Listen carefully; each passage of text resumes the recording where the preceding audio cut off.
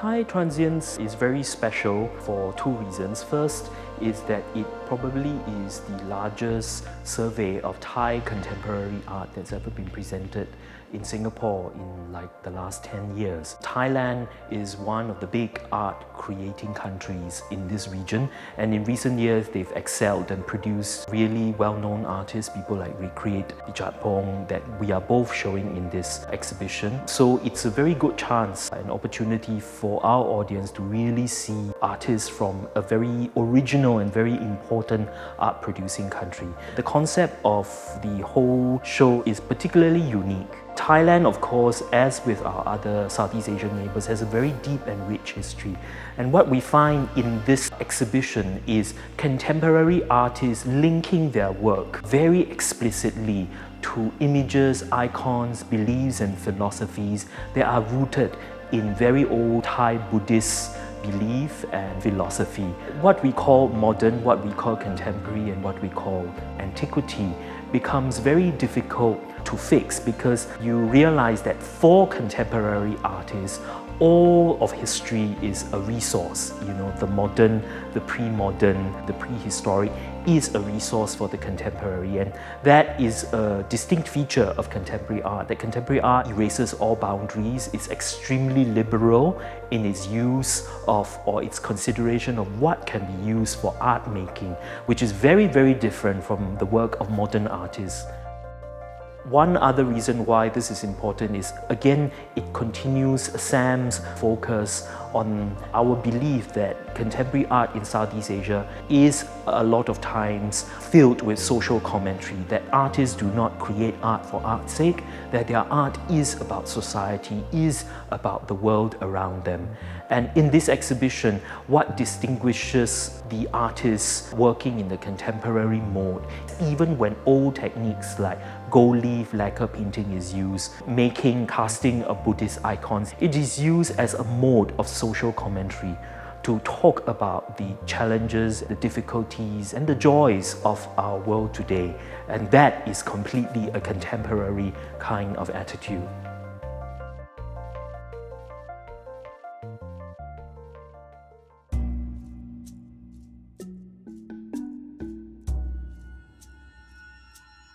I'm interested in the real pureness of the way that locals in Chiang Mai dress, where they dress as themselves and not caring about fashion trends or trends from the West, influence of Korean fashion or Japanese fashion. Once I select my subject to be photographed, there's a sort of interaction between the subject and myself right away. I normally select my subjects due to the way they dress. I like, especially if they dress loudly from the crowd, standing out from the normal way that people dress. And once I select my person that I want to photograph, I rush off to the market to buy the background.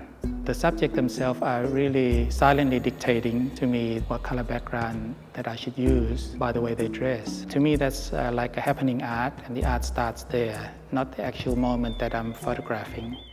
My street photography tends to be a little oversaturated in terms of color, because I think that's the way westernized country view Thailand as, very rich and saturated in colors. A lot of the images are taken on the actual street where the cars are running, and we have to be very fast. So I have my assistants that I found in Chiang Mai to hold up the background.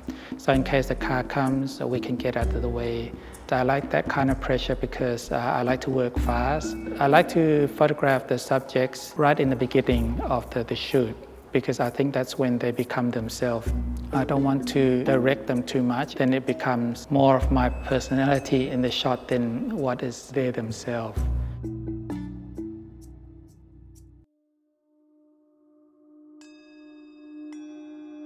The work title is Nuclear.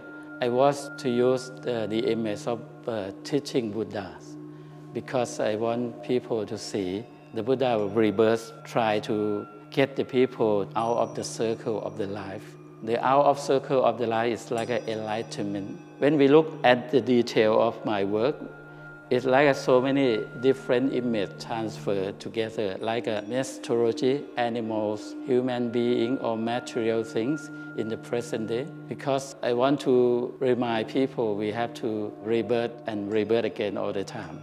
So if we never get out of the circle of life, we will still struggling. We never find the real happiness. For this work, I just used the Bodhisattva, very small sculpture, about 309 together, all together as a Buddha image. And the way I put the Buddha image as gazing down to the world, because I want people to see the Buddha image reflect to themselves. I put the Buddha teaching in the central because I want people to feel concentration. I want people to look closer to the detail. When they look back and they see the whole work, they have to think what is going on in my work. And then when they look closer to see the detail, they have more concentration and reconsider what is happening in my work also.